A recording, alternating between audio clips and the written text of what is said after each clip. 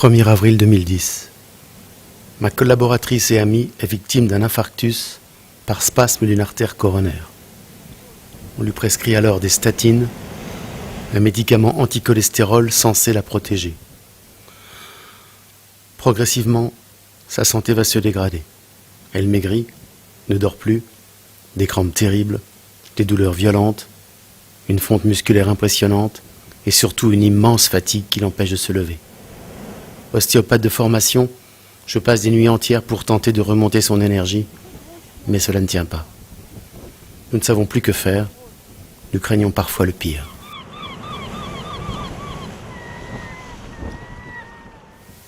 Les semaines passent, terribles.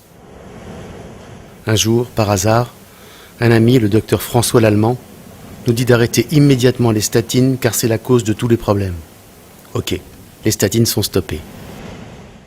Effectivement, sa santé remonte peu à peu. 8 mois après, les nuits se sont apaisées, le cœur s'est régulé, les crampes ont disparu, le goût à la vie est revenu, elle retrouve progressivement son autonomie, elle peut recommencer à faire des efforts physiques. Ce qui est terrible, c'est que mon ami mourait non pas des suites de la crise cardiaque, mais des effets secondaires des statines censées la protéger. Révolté, je me suis donc depuis plus que renseigné sur ce produit miracle. Pour certains chercheurs, c'est un véritable poison pour l'organisme. Les muscles, les os, le cerveau, le foie peuvent être gravement atteints par effets secondaires. On parle même d'Alzheimer et de démence sénile. Hallucinant. Nous tombons par hasard au salon Marjolaine sur le livre de Michel de Lorgeril sur le cholestérol. Il a confirmé en pire tout ce que l'on nous avait dit.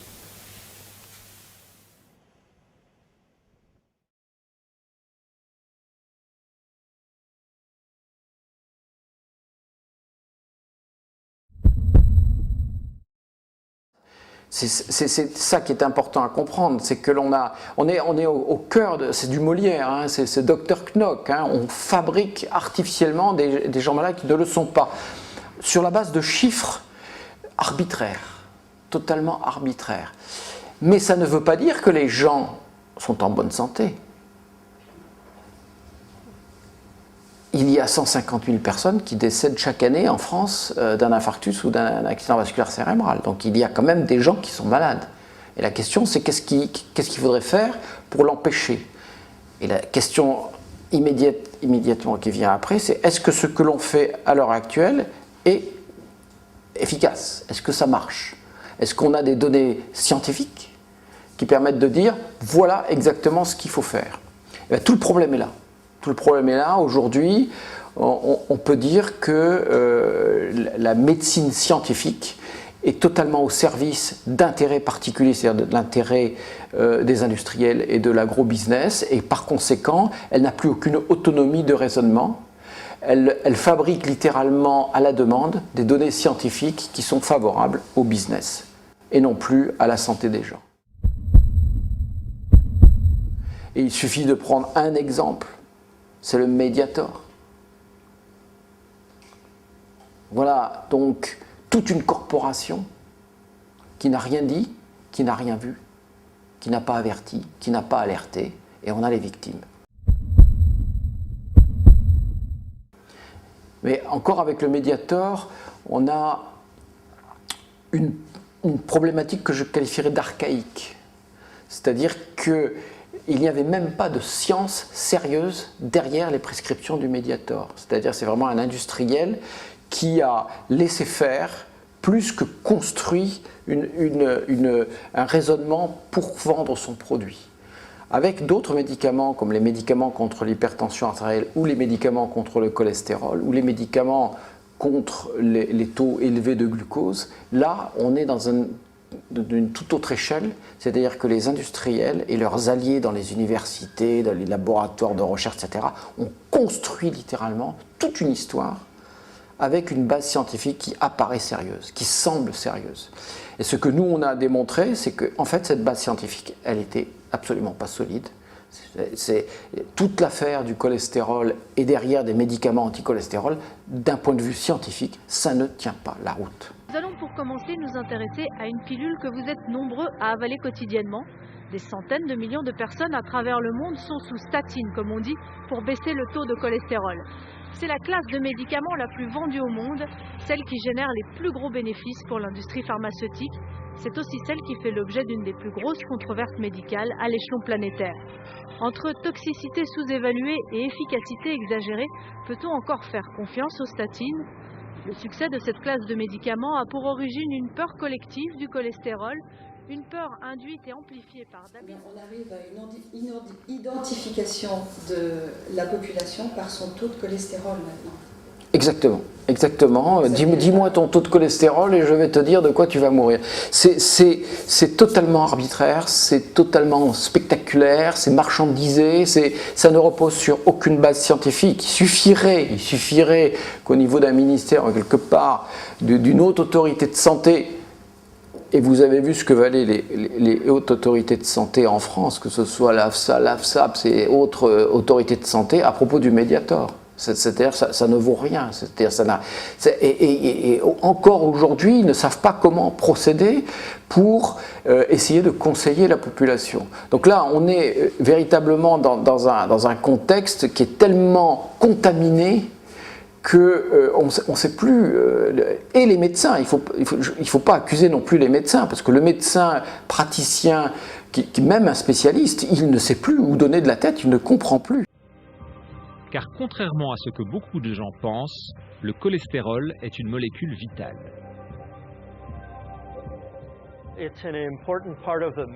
C'est un composé très important pour les membranes cellulaires. Le cholestérol entoure littéralement toutes nos cellules. Il contrôle nos interactions avec l'environnement et c'est également un précurseur pour de nombreuses hormones comme les hormones sexuelles, les œstrogènes. Le cholestérol est également un précurseur pour la vitamine D, une vitamine très importante. Finalement, on pense que le cholestérol contrôle l'activité de nombreuses protéines impliquées dans les échanges de signaux, dans la croissance de nos cellules, etc. Que serions-nous sans cholestérol ? Eh bien, un vertébré serait mort sans cholestérol. Un vertébré serait mort sans cholestérol. Un vertébré serait mort sans cholestérol.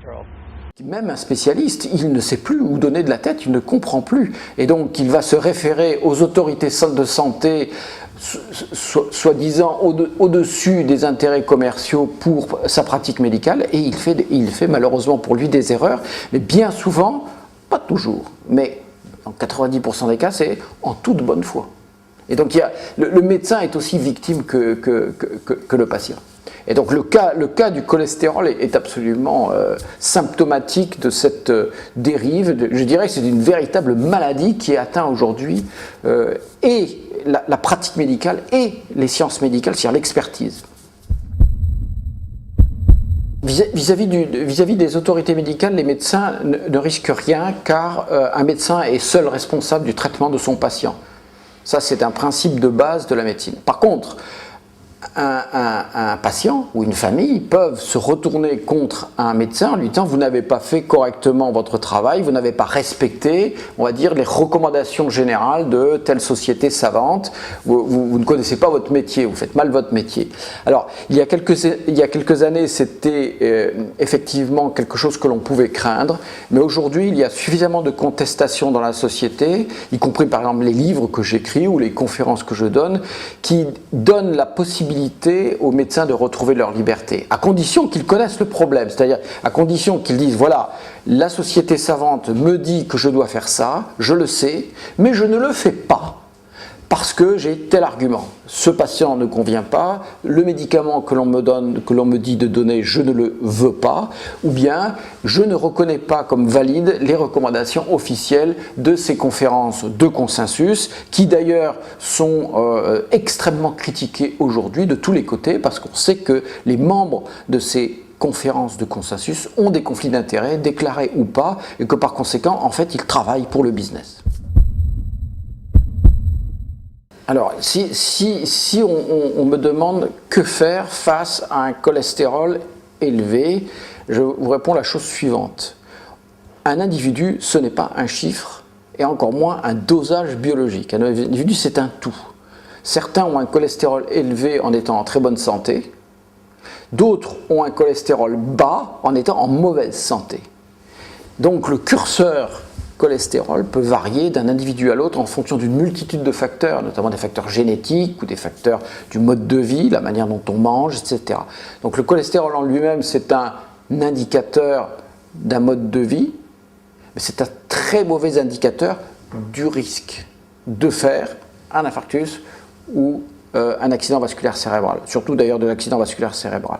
En conséquence, un patient est un tout, et c'est sa globalité qui doit être prise quand on évalue un chiffre de cholestérol. Personnellement, je pense que ça ne sert à rien de mesurer un cholestérol. Il pourrait me servir pour évaluer indirectement le mode de vie d'un patient. Effectivement, si vous mangez 1 kg de beurre tous les matins à votre petit déjeuner, votre cholestérol va tendre à être élevé. Pas chez tout le monde. En fonction de votre tube digestif, de la manière dont vous métabolisez les graisses saturées, vous n'aurez pas forcément un cholestérol très élevé en mangeant beaucoup de beurre. Mais si vous êtes un gros mangeur de produits de graisses animales, un sédentaire et un certain nombre d'autres facteurs, la probabilité que votre cholestérol aille vers le haut est élevée. Mais franchement, je n'ai pas besoin du cholestérol pour savoir quel est le mode de vie de mon patient. Il suffit que je l'interroge, il suffit que je prenne un tout petit peu de temps pour lui demander comment il mange, comment il bouge, quel est son mode de vie, quel est son travail, etc. J'en aurai beaucoup plus d'informations sur lui qu'en mesurant son cholestérol. Et d'autre part, au-delà du temps passé à évaluer le mode de vie, en fait, quelque part, les 4 facteurs de risque dont j'ai parlé, je serais beaucoup plus intéressé chez ce patient, chez cet individu, à faire un examen physique de ses artères. Les cardiologues, les médecins ont des stéthoscopes, ils ont des mains pour palper les pouls, pour évaluer l'état des artères. Ils peuvent même mesurer la pression artérielle, que ce ne soit pas non plus un très bon indicateur. Ils peuvent ausculter chacune des artères de notre corps pour voir si elles sont en bon état ou pas. Aujourd'hui, on a en plus la chance d'avoir des appareils d'imagerie qui permettent aussi d'avoir une idée des images. Encore faut-il les interpréter correctement, et là aussi il y a du business, et là aussi on fait croire aux gens que parce que la paroi d'une artère est un peu épaissie au niveau de la carotide, oh là là, ça y est, on est malade, ce qui est complètement faux. Donc en fait le business, la marchandisation et la déformation, on va dire la spectacularisation des maladies, elle est partout dans notre société aujourd'hui. Donc face à un cholestérol élevé,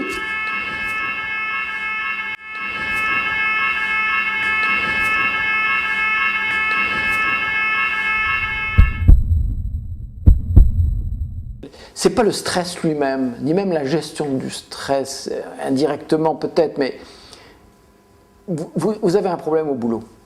Votre patron, soit vous êtes patron et vos employés vous posent un problème, une grève, etc. Soit vous êtes employé et votre patron vous contraint à je ne sais pas quoi. Bon, c'est une contrainte professionnelle. Ça peut être aussi un problème avec votre conjoint à la maison, avec vos enfants, etc. C'est la façon dont vous allez vous organiser qui importe.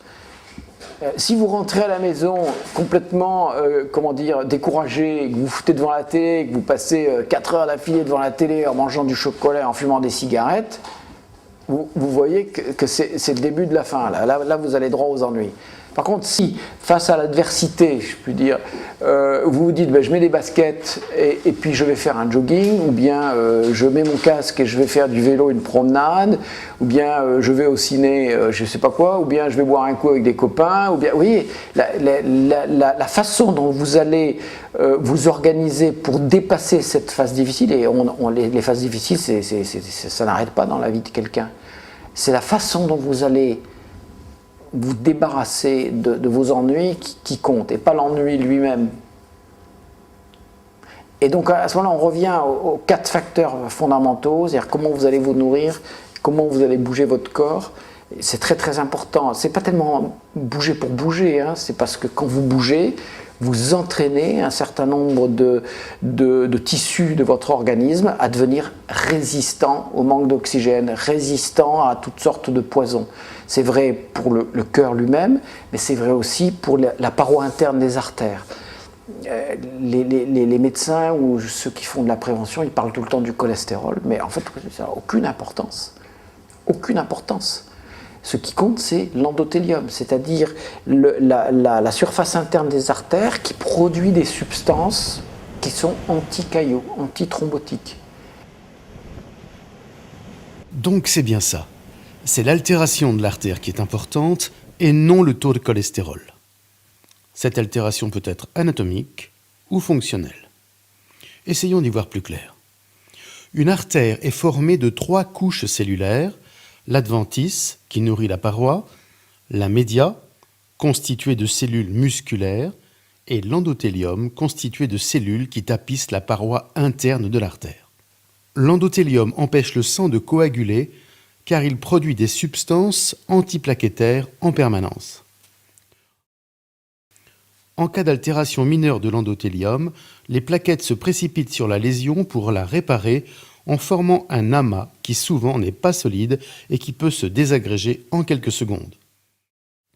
En cas de blessure plus importante de l'intima, les choses se compliquent un peu par l'enclenchement du système complexe de la coagulation. La fibrine, une molécule qui circule dans le sang, est sollicitée avec d'autres cellules, globules rouges, globules blancs, pour renforcer la réparation et donc former un caillot plus solide, plus compact, mais non obstructif. C'est un peu comme si on rajoutait un durcisseur dans du mortier. Il reste parfois une cicatrice qui peut se transformer en plaque d'athérosclérose parfois dangereuse car elle diminue le calibre de l'artère, mais sans jamais la boucher.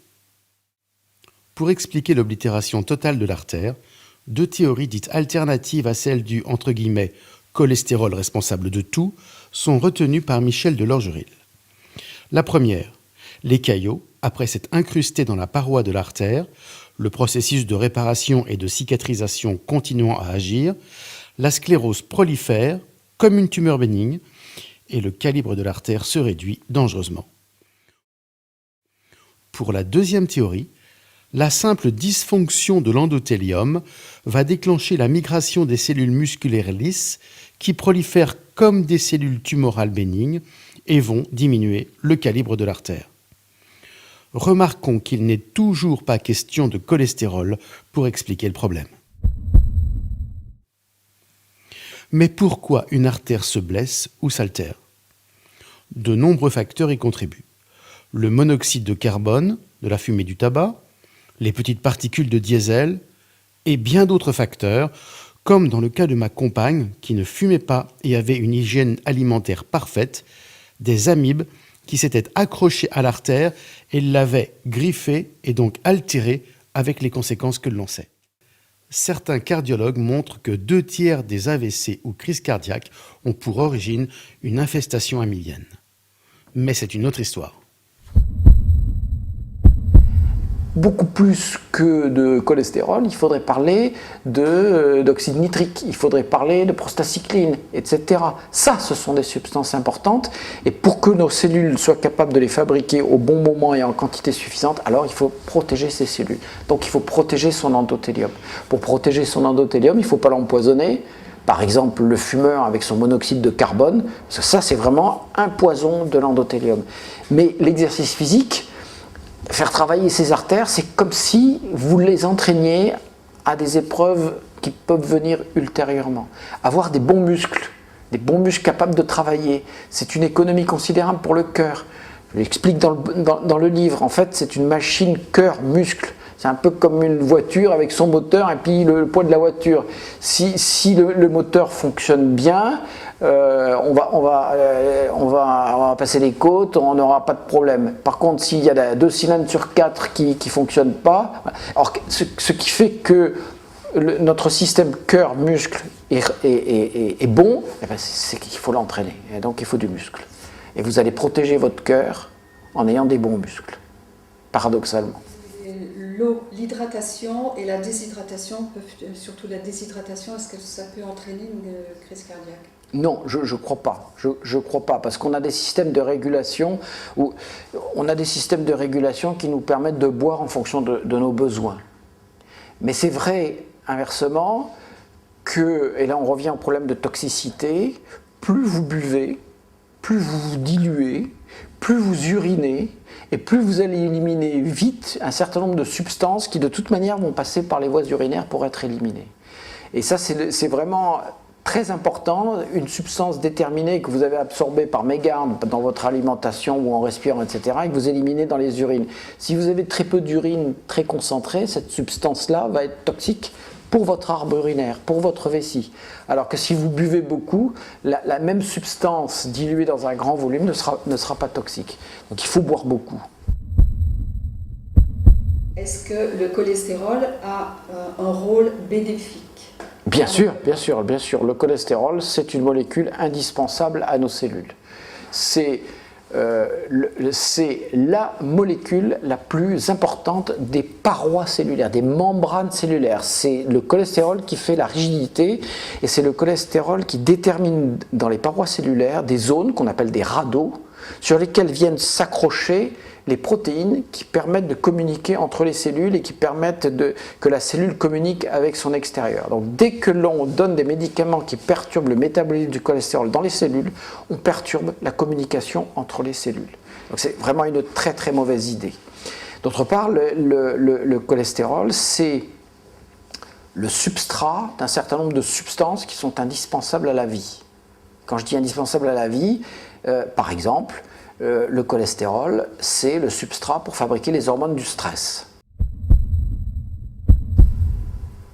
Donc, si on nous prive de cholestérol, si on fait baisser notre cholestérol, on sera moins apte à réagir aux difficultés de l'existence, soit parce qu'on est une victime et qu'il faut s'échapper, soit parce qu'on est un prédateur et que pour survivre, il faut qu'on attrape notre proie.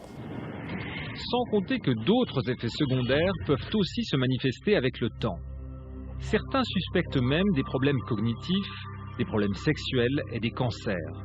Ce n'est pas encore prouvé, mais c'est possible. Ça, c'est au niveau très animal de l'aspect. Mais c'est aussi vrai pour la reproduction. Sans cholestérol, on n'a pas d'hormones sexuelles à des bons niveaux et par conséquent, on va avoir des problèmes dans la reproduction de l'espèce. On sait par exemple que la vie sexuelle des humains est perturbée par les médicaments anticholestérol.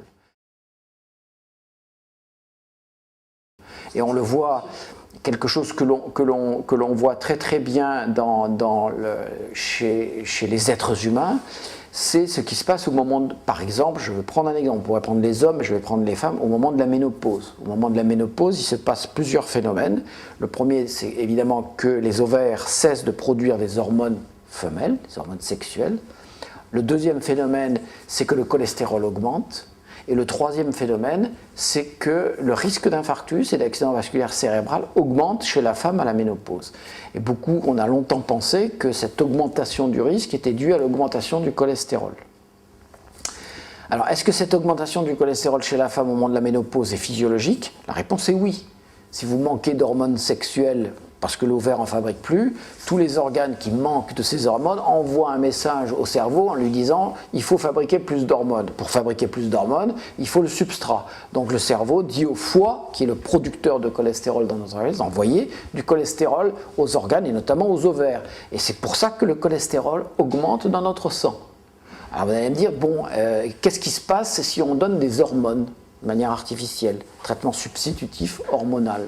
Eh bien, il se passe exactement ce à quoi on pouvait s'attendre, c'est-à-dire que le cholestérol diminue.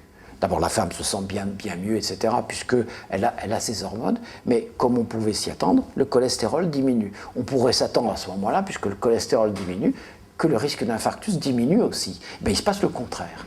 Le risque d'infarctus augmente avec le traitement hormonal substitutif, et vous savez que ça a donné lieu à des controverses, puisque maintenant certains médecins ne veulent plus donner de traitement hormonal parce qu'ils ont eu des complications.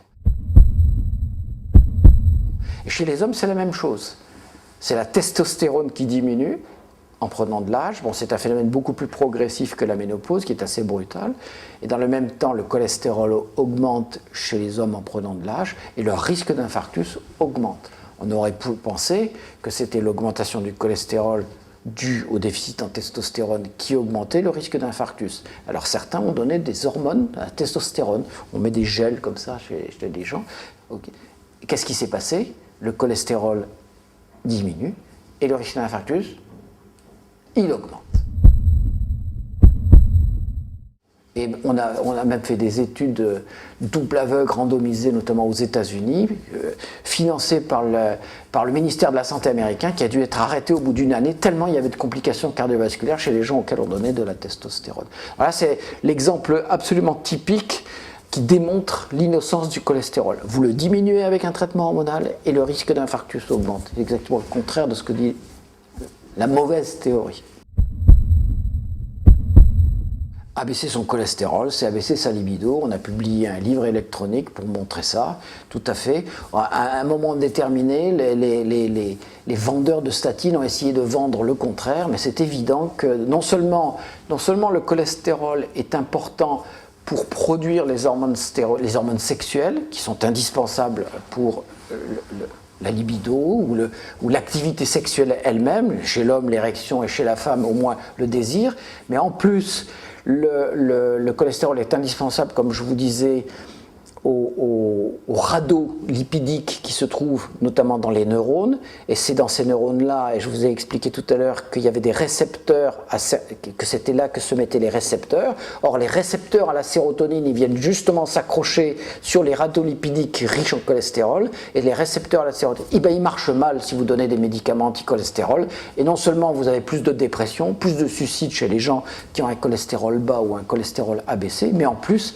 la notion même de désir sexuel disparaît. C'est pour ça que dans notre livre, on a dit que c'était un crime sexuel presque parfait, parce que non seulement on inhibe la vie sexuelle, mais comme on inhibe le désir même d'avoir une vie sexuelle, les gens ne s'en plaignent pas. C'est le crime parfait. Est-ce que ça a une action sur la fécondité? Alors, le cholestérol est indispensable pour avoir une fécondité normale puisqu'il faut des hormones sexuelles. Ceci dit, c'est quand même rarement à l'âge où les femmes se reproduisent que l'on donne des médicaments contre le cholestérol, notamment les statines. Donc on n'a pas vraiment d'études scientifiques démontrant un effet néfaste chez les femmes à l'âge de la reproduction. Mais c'est d'ailleurs une véritable catastrophe qui est en train de se produire aujourd'hui. C'est de plus en plus de pédiatres mesurent le cholestérol chez les enfants avec l'idée que s'il est trop haut, ils vont leur donner des médicaments. C'est une catastrophe, ça, à venir, parce que le cholestérol est indispensable aux neurones, et là les médecins vont... J'espère que cette espèce de folie va s'arrêter le plus vite possible. C'est pourquoi on dit que les statines ralentissent le cerveau. Et bien sûr. C'est vraiment parfaitement démontré par des essais cliniques où on voit que les capacités cognitives des gens qui prennent des médicaments anti-cholestérol diminuent. C'est assez étonnant d'ailleurs de voir que c'est plutôt les femmes et que la capacité cognitive la plus atteinte, la plus rapidement en tout cas, celle où elles se plaignent le plus, c'est la mémoire. Donc troubles de mémoire toutes sortes de troubles neuropsychiques avec les médicaments anti-cholestérol, mais là, à nouveau, comme l'esprit d'alerte, d'alarme des gens est inhibé par le médicament lui-même, les gens pratiquement ne se rendent même pas compte qu'ils perdent leur capacité cognitive. L'entourage peut, évidemment. Mais rappelez-vous bien d'une chose, quand un médecin, parce qu'il faut quand même imaginer qu'ils font leur prescription en toute bonne foi, souvent les médecins constatent ces effets secondaires, que ce soit sur la vie sexuelle, que ce soit sur les capacités cognitives, que ce soit sur les capacités d'exercice physique, puisque ce sont vraiment des poisons des muscles et des ligaments, ces médicaments. Terribles. Donc les gens, en fait, s'ils sont sous statine, ils ne font plus d'exercice physique. Or, c'est le facteur de mode de vie fondamental avec la nutrition.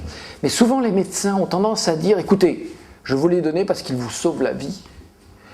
Si vous n'avez plus de vue sexuelle, ne vous plaignez pas quand même, puisque je vous ai sauvé la vie. Et c'est extraordinaire, cette façon complètement inversée de voir la médecine, alors que justement, avoir une vie sexuelle épanouie, ça protège de l'infarctus. On parle de levure de riz rouge pour enlever les médicaments, les fortes statines. Est-ce que la levure de riz rouge présente les mêmes inconvénients que... Alors la levure de riz rouge contient une statine naturelle, mais évidemment à une concentration très inférieure à la statine qui est synthétique dans un comprimé. Donc ça ne présente aucun intérêt parce que si vous voulez baisser le cholestérol, vous n'allez pas le baisser assez avec la levure. Vous ne savez pas très bien quelles sont les autres substances présentes avec cette statine. Et d'autre part, si vous en prenez beaucoup pour avoir une diminution importante du cholestérol, vous aurez tous les effets secondaires. Donc, c'est sans intérêt, c'est vraiment du business. Le cholestérol est innocent et ça ne sert à rien de le diminuer avec des médicaments. Et si vous adoptez un mode de vie protecteur, alors peut-être que votre cholestérol va diminuer et vous serez content. Mais s'il ne diminue pas, ça veut dire que votre métabolisme du cholestérol, le curseur, est réglé chez vous en fonction de votre mode de vie, de votre génétique, de telle manière qu'il est un peu haut, et bien on s'en fout. Et surtout ne pas le diminuer. Si vous avez adopté un mode de vie protecteur. Donc, même après la pose d'un stent, on peut vivre normalement sans statine. On vivra d'autant plus normalement, d'autant plus heureux sans statine, même après la pose d'un stent. Ça, c'est sûr. Au point de vue épidémiologique, on sait qu'aujourd'hui, contrairement à la situation d'il y a 30 ou 40 ans, les patients qui font des infarctus sont plus souvent qu'auparavant, déprimés. Il y a une sorte d'association dépression-infarctus. Certains pensent que c'est la dépression qui cause l'infarctus.